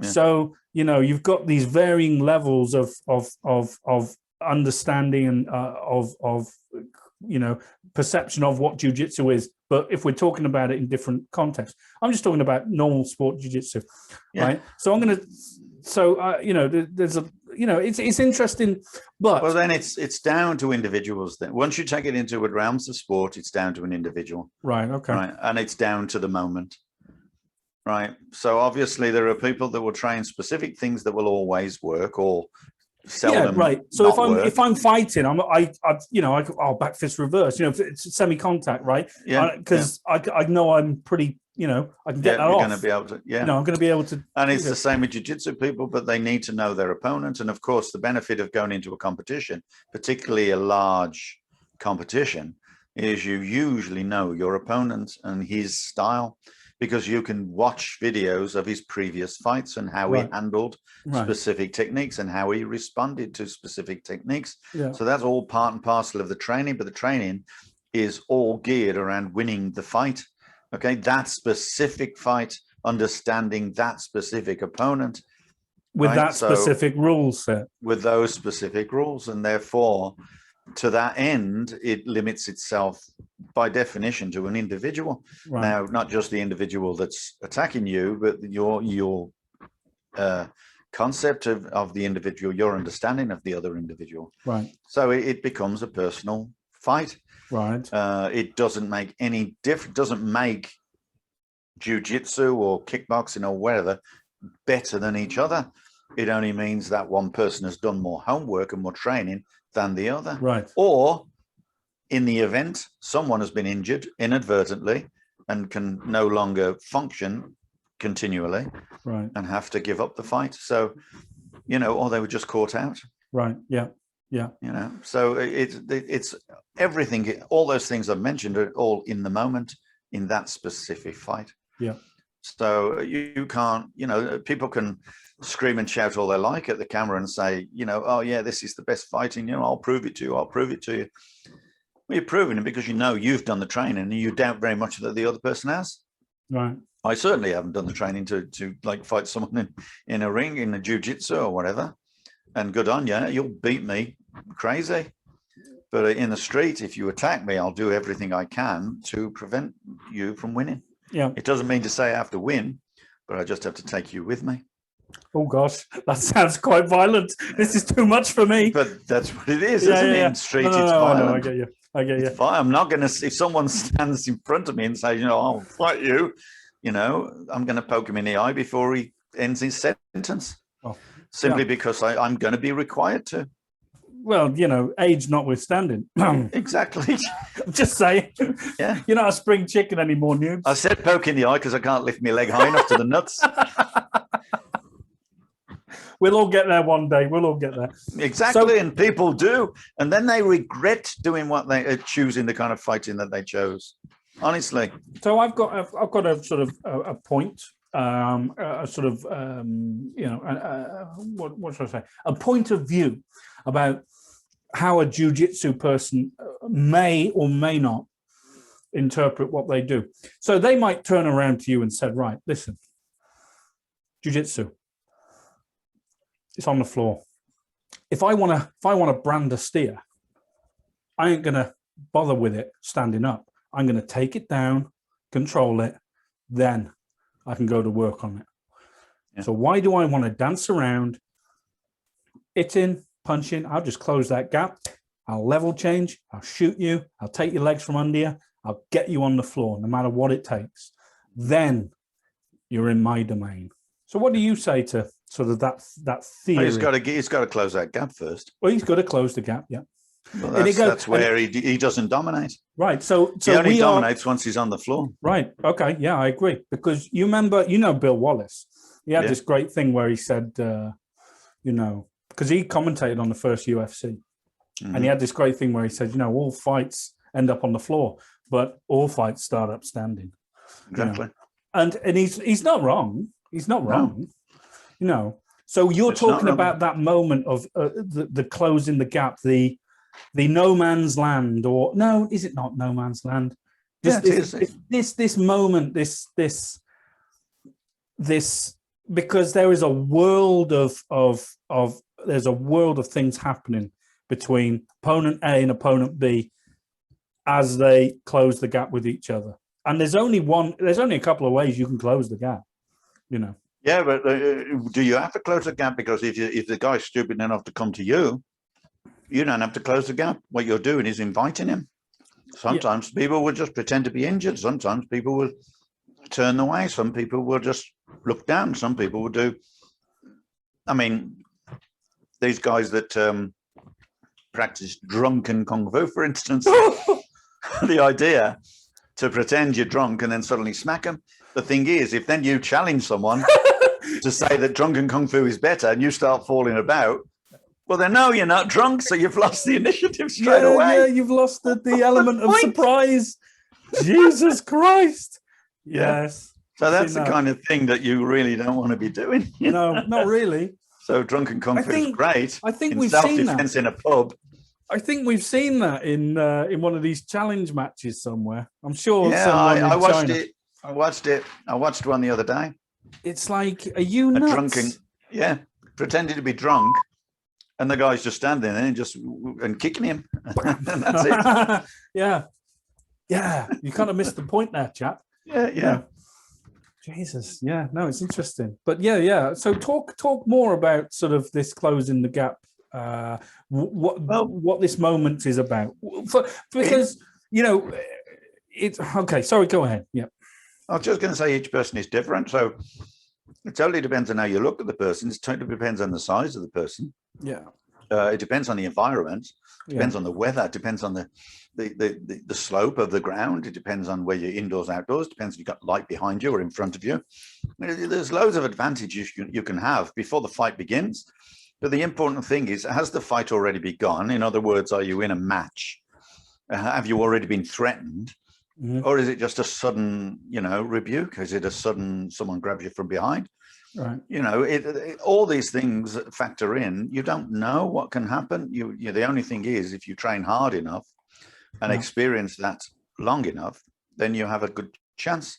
If you don't practice, if you don't experience those things, you're going to have less of a chance. Oh, I got a good story. So I was in the army, right? I was outside the armory in Northern Ireland cleaning me weapon, right? I had my back to someone. I was talking to my little group of friends. Someone throws something at me. I can't remember whether it was a sweet or something. It hits me on the back of the head. I turn around. I was like, oh, what's it? He said, oh, you didn't block that, did you still? I went, it's because I didn't see it. Anyway, at the end, we get up. I said, right, come here. I said, I can't remember who it was. I don't know who it was. I said, right, whoever you were. I said, now hit me. And they went, And I went bam like that. So I just did like I didn't hit them. I just moved into them. I said, see, now I can see it coming. Right? I was like, of course I'm not going to see it because it's behind me. Yeah. You know, I wasn't expecting it, for God's sake. You know, there you go. Yeah. Right. So And this funny, is it, you funny. know, but well, that's it. And then some people who experience that kind of environment a lot are constantly live, you know, like in a situation where you're constantly aware of the enemy being around you, like in Basra or wherever you are, in any kind of war zone, you're always going to be aware that something's going to happen around you. But the unfortunate thing about modern warfare, of course, it can happen for 300 yards away or whatever. So, but in olden times, I would imagine they were pretty alert. I would say pretty alert, and they would be able to respond in an instant. Yeah. And I would imagine that the fighting would have gone down really well down there. I've watched Game of Thrones. I've seen these things. This must be real. Yeah. Yeah. So, but yes, this is obviously one of the things that people will be far more aware. You may have someone who's experienced an awful lot of danger in sitting in a pub, and he's not going to say boo to a goose, but as soon as he responds, yeah, they're going to know about it. You know, yeah. pretty straight away. Yeah. So it's a violence and fighting is a very, very difficult thing to nail down. It's every individual's ball game, I guess. Everyone. The trouble is that everybody thinks they can, you know, win. So they set out with the idea to win without any practice whatsoever, right? And or with a limited amount of practice. So some are lucky and never get a situation where they are going to, you know, come unstuck, and the person is far more talented than they are. Yeah. And then others are just unlucky and they get the worst kind of guy. Yeah. And so, but that's life, you know. Yeah. That's, what can you say? How can you nail that down? You can't. No, you know, no, life's a bitch, and then you die. You know, so yeah, that's the way it is. Yeah. It's not quantifiable. It's no, in the moment. It's, you know. That's right. I so think all we can. Yeah, go on. I was just going to say, all we can do is you know, train, practice something scientific for the event. You know, I mean, there are so many people that practice the things that don't ever come. Well, I guess one of the things about traditional martial arts is people, you know, are in a constant sort of in a constant, what's the word? They're constantly trying to simplify martial arts. Yeah. And you see this with a lot of these self-defense people and stuff like that. And what they're teaching isn't, you know, bad per se, but the attitude of them is, I'm going to simplify something that is wholly complicated. I'm going to simplify it so that everyone could learn it. Does it work like that? Does it work I think like you can. that? I think you can personalize it, but I don't think you can simplify it. Right. So you know, personalize it means, okay, this person is a certain weight. They're not going to be able to use this particular technique in that way. Yeah. Simply because they won't have the strength to do it. So you can utilize it in a different way by doing it in a different method, or being in a different position when it's done. Right. So it's, you know, you can do that, but that's no guarantee it's going to work. But, you know, people train all the time, don't they? I mean, I would imagine, and when you went to your military training, when you first joined the army and they told you this is going to happen, that's going to happen, you probably didn't believe them. And you know, when you went there and things do happen, you have to make your own way in it, you know, and it's down to your character and your luck that is going to get you through it. But that then serves as an experience. Yes. And with that experience, you are now, apart from the training, beyond the training, you are within the realms of experience. Yes. Right. You are now an artist, right? Because you now have the concept of an understanding and the right mental attitude to be able to deal with it. But it can overwhelm you. Too much of that can overwhelm you. Yeah. And people do go to pieces, you know, when they're that, you know, on a sense of alertness constantly. Yeah, so no one can be. No, I use the term paranoid. You know, like, you know. You become paranoid. But you see, you know, I don't know if there's such a thing as healthy paranoia, or half, half switched on paranoia, but Yeah.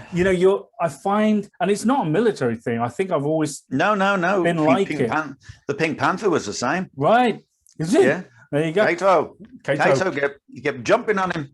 That's right. No, was it Kato in the Pink Panther? Was it? I can't remember. I think so. Yeah, I think his name was. And he kept not now, Kato. Not now. He kept on trying to hit him to jump out whenever. So I don't know you're there. I think his name was Kato. I mean, I understand. Was Bruce Lee's name Kato in that? Yeah, Bruce Lee Kato was in the Green Hornet. Green Hornet, yeah, but I don't know. Oh, Christ, what's his name? Anyway, someone can tell us. Hang on. I got to IMDb this now because I'm not happy with Kato. Wait there. IMDb. Yeah, it was Kato. There you go. It was Kato. And I bet you he's Alexander the Great as well. Oh, God's sake, yeah. No, but it's like it's I don't, like I said, is it healthy paranoia? Just or you're just trying to be aware of your surroundings and stuff. I mean, you can only be so aware. That's the thing. Yeah, you'll always drop your guard. People will always train you and say you've got to be aware. You've got to be aware. Look for your surroundings. Yeah. You see people. Don't be in a situation where there's likely to be trouble. Yes. Well, they're right. I mean, you can avoid most fights by just not being there. Yeah. You don't go to a place where there's going to be, it's highly likely it's going to be a fight. Yeah. But I mean, that means you'd miss pretty much every football match you wanted to go to. No, that's true. But get in the stalls and don't get in the, rather in the seats rather than in the stalls, and don't get pushed around. You don't get pushed and shoved. But but it's always going to be a tiny percentage of people who will, create that situation. Well, but isn't it always? Violence is a very tiny, weeny segment of society. It's a very minuscule. So I was watching Starship Troopers the other week. Now, in Starship Troopers, which is like, you've probably never seen it, but it's a fantastic film from the late 90s. It's basically like a fascist film, but it's disguised as like, wholesome young men going off to fight a war. Yeah. Anyway, no, it's not that. With a Starship Trooper. It's not that. Anyway, the guy in it, he says, like Radchek, he says that violence is the supreme authority by which all other authorities are derived. What do you think of that? Probably right. Do you think? Yeah, he's probably right, because all authority uses violence to quell, and obviously they have to contain people. If they can't contain them, they use violence to contain them. It's a threat of violence as well. It's a threat of violence as well, yeah. Yeah. So if people know that they have no chance of winning, despite their violence, then they'll succumb to it. But if they don't think they're going to be subdued, they will be violent. And they think that violence will win them over. And that's pretty much everything. That's like, shall we say, hostage situation. That's a courtroom situation. That's pretty much every situation. Right. It's always going to be their choice. I mean, how many people dream of saying, if I just smash this guy in the face, I could make the door. It's violence. It's automatic. Yeah. So violence is pretty much part of human nature. Yeah. What But martial arts isn't meant to be violent. It's not violent. It's a way to stop violence, to halt violence in its tracks. By training violence. By training to succumb violence. By its nature, isn't it violent? You could say by its nature it is violent, but the idea is not to be overly violent. It's to control violence by meeting violence with some controlled violence or some Well, you've always used the Shaolin analogy. It's an escalation of force, isn't it? Avoid rather than maim rather than kill, etc. And it's that progressive escalation. But we have to. I kind of think when you say that, these guys, the real monks, way back when, they were pretty damn hot. So they had this skill set whereby they possibly could. But I don't think any of us. That's right. Yeah. I don't think any agree. of us. I know where you're going. Yeah. Train that hard in the modern world. No, but everybody tries to go. Take it easy, calm down, calm down, and that's not going to, stop anybody.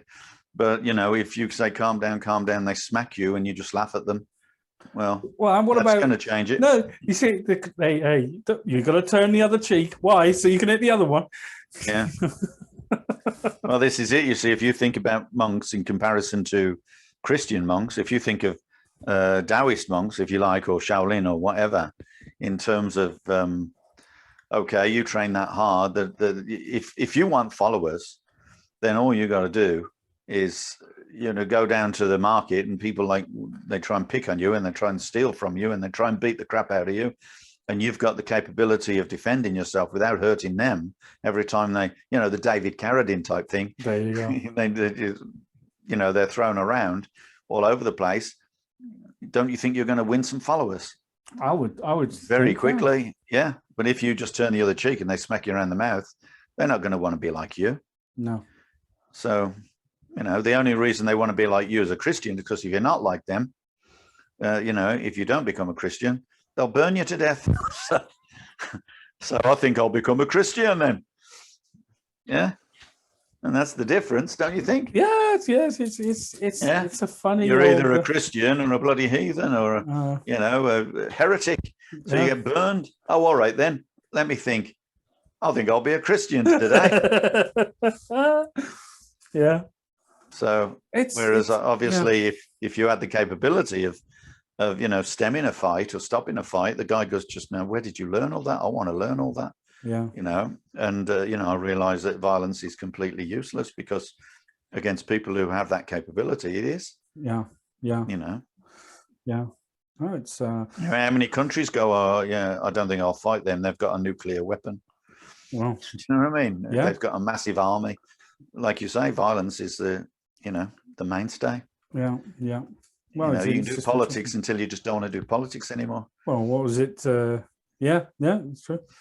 Yeah, what was it? Von Clausewitz says, politics is, what is it?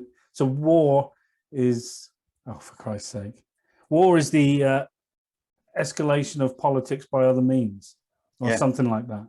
Yeah. And it's like, right, okay. So everything, it's interesting. Violence is interesting. Just very, the psychology of it. And I don't think enough people appreciate the psychology of martial arts. Now, you see, because, and particularly Chinese martial arts, Kung Fu, people think it's very sort of, and I use the word esoteric about it all the time, because people perceive it to be, it's just this, that, now. No. It's not. But the thing is, you see, it's renowned for its beauty, beautiful martial arts, and they see the Tai Chi and I think it's beautiful movements. And so you get the wrong people wanting to do it. And therefore you get all the people that really wouldn't make martial artists. Very few of them actually become good martial artists. They're very happy to do all the forms, and they're very happy. And that's why we always have the arguments with people saying, no, it's not just about martial arts. It's always about, it's about learning, about yourself and all that kind of thing. Well, when you're violent, believe me, you learn about yourself. Yeah, I do, definitely. No doubt about it. In a situation like that, you do learn about yourself. So it cannot be separated. No. Unfortunately, the people that learn it nowadays separate it. Yeah. And that's the sad thing about martial arts as it is nowadays, dying because of it. And they're replacing it with a sport context where they follow people who are effectively stars, because they believe in what they are proving. Yeah. That they win. Yeah. They only ever win one fight at a time. Yeah. And then sometimes they lose, and then they move on, and someone else comes into play, and they start following them, and they start following them, and so on and so forth. So it's, it's not about their style. It's not about the way they fight. It's about their, their personality. So the ones that have got the biggest personalities are the ones that get the biggest fans. The ones that get the biggest fans, or the more fans, obviously become the greatest, by definition. Yeah. You may not realize that they lose just as much as everyone else in the end. Yeah. Yeah. So before we sign off, I just going back to what you said about Lau Gar as a complete style. Yeah. Define that for me. What do you mean by that? Well, it means that there's no limit to it. If you're trained and you find a way through. Right. The thing is, a lot of people, they want to start a style. They start these people, the one that really gets me is the people that say all styles martial arts, or mixed martial arts is a typical example. Right. Mixed martial arts. So they're learning one specific part of a martial art and then going for another, then going for another and going for another. But if they was to stay with a genuine martial art throughout their career, throughout their training, they would realize that though that martial art itself has an intrinsic value in every department, in every avenue of that fighting. There is holding, there is locking, there is striking, there is throwing, there is everything in it. But if you don't stay and see it, and you don't stay and understand it, and you don't digest it, then you will lose, because you will then go to a different style and then have to start all over again. You cannot match the two, because to be honest with you, with most martial arts, they're all made up anyway.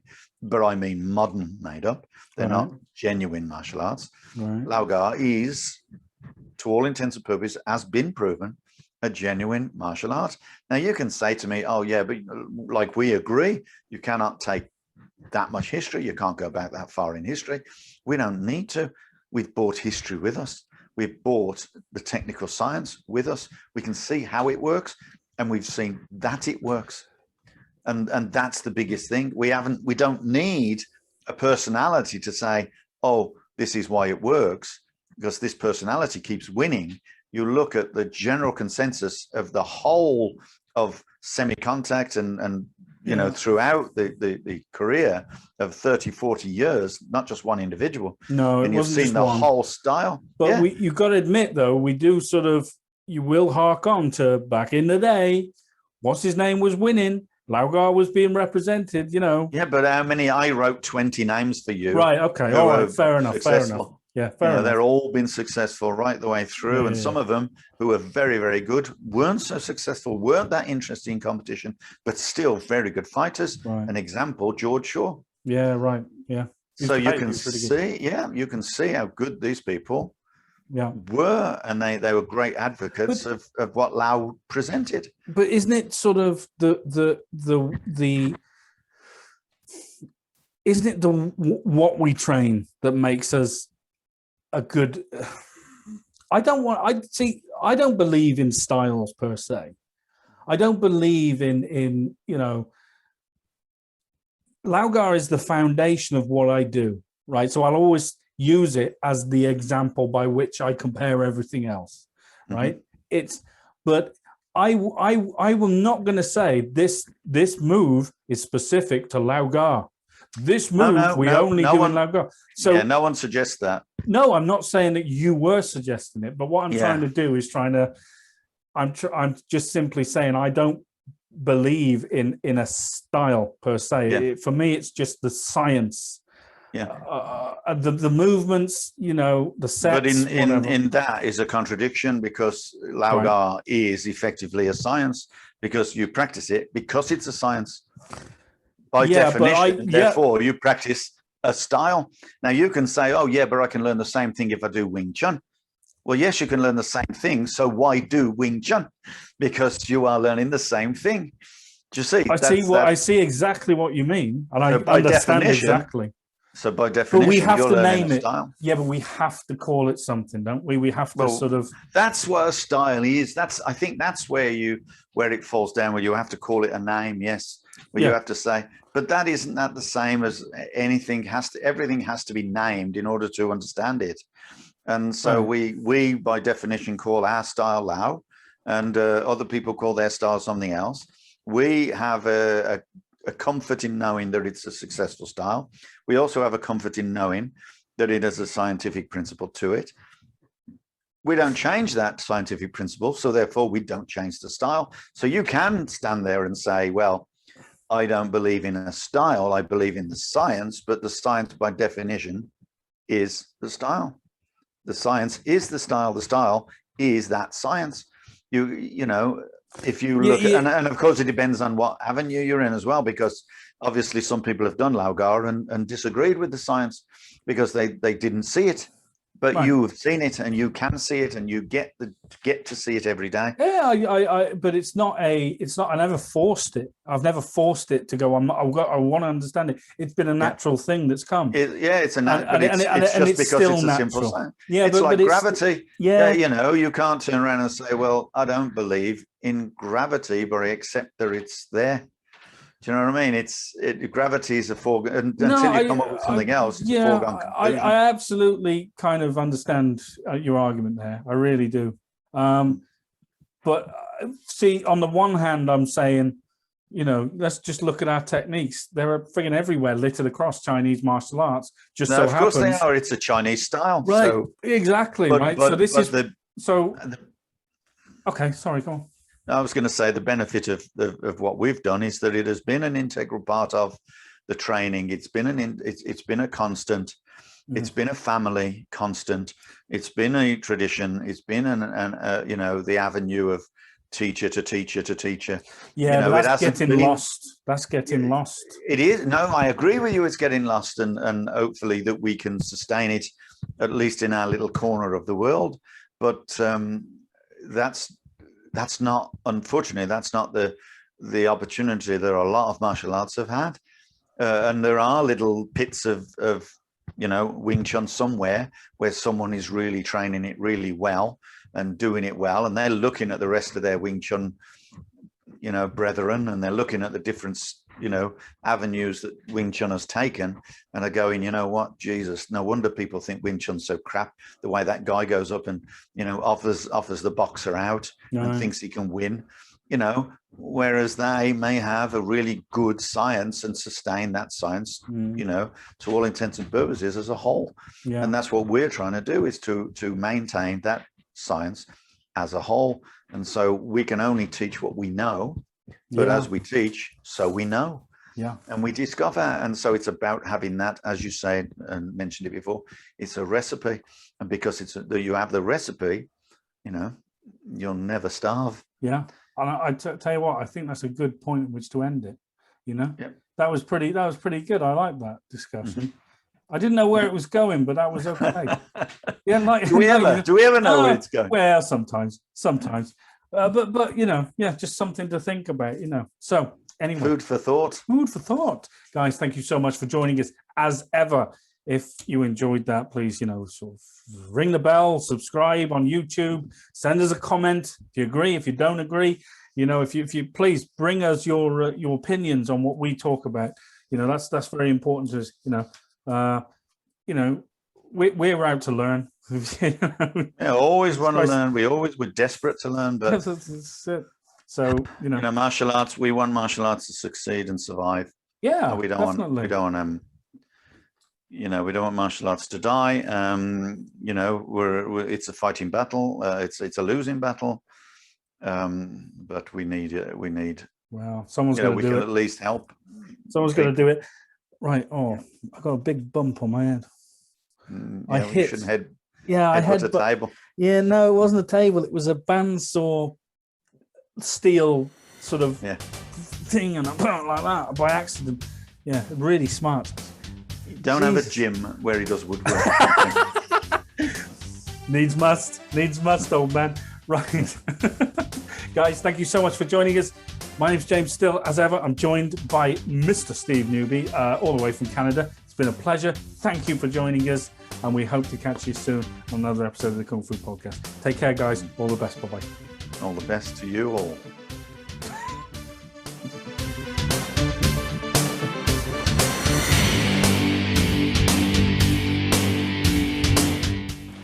I kick your little Beijing ass right now, man. I ain't scared of you. I know you know that little tricky shit. Come on. Hi guys, thanks so much for joining us on the Kung Fu Podcast. If you like that and you want to find out more about us, you can head over to Facebook, Twitter, Instagram or YouTube and find us under SJN Martial Arts. And also guys, this podcast is available on Podbean and iTunes. So until next time, take care of yourselves and we'll see you again on the Kung Fu Podcast.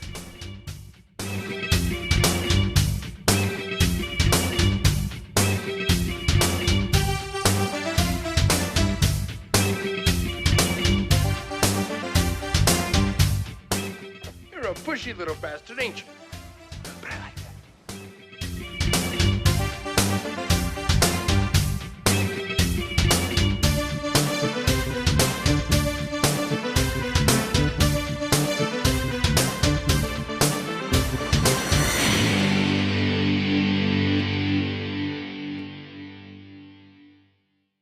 Can you break a log like that? Don't know. Never been attacked by tree.